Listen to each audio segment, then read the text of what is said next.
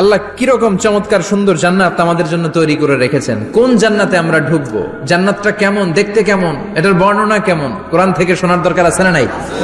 শুনবেন শুনবেন, কষ্ট হচ্ছে না তো? আসুন আমরা শুনি আল্লাহ তাআলা জান্নাতের ভেতরে আমাদের জন্য কি নাজ নেয়ামত তৈরি করে রেখেছেন। আমরা মহাবিশ্বের মহাবিশ্বয় মহাগ্রন্থ আল কোরআন থেকে ধারাবাহিকভাবে আজকে শুনবো ইনশাআল্লাহ। পড়েন।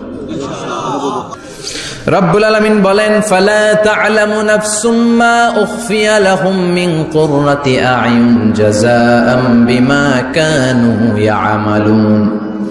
কত সুন্দর জান্নাত আমি তোমাদের জন্য প্রস্তুত রেখেছি, তোমরা কল্পনাও করতে পারবে না, কল্পনাতেও আনতে পারবে না। ফালা তা'লামু নাফসুম মা উখফিয়া লাহুম, কত সুন্দর জান্নাত আমি রেখে দিয়েছি, পৃথিবীর কেউ এটা বলতে পারে না।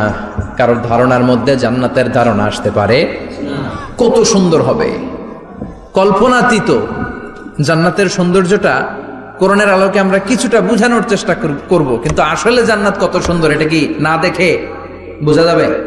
কথা বলেন।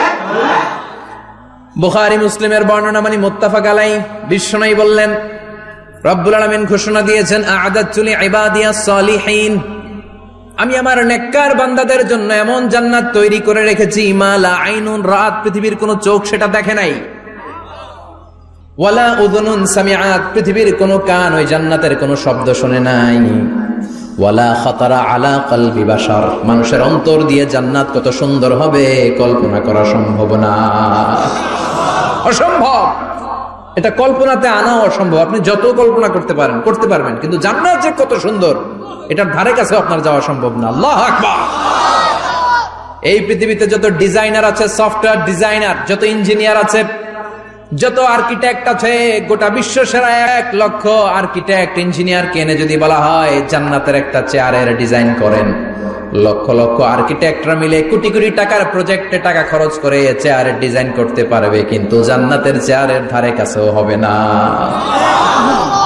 কল্পনার বাইরে, এটা অসম্ভব। এত সুন্দর জান্নাত মুমিনদের জন্য তৈরি করে রেখেছে কে? আল্লাহ। ওই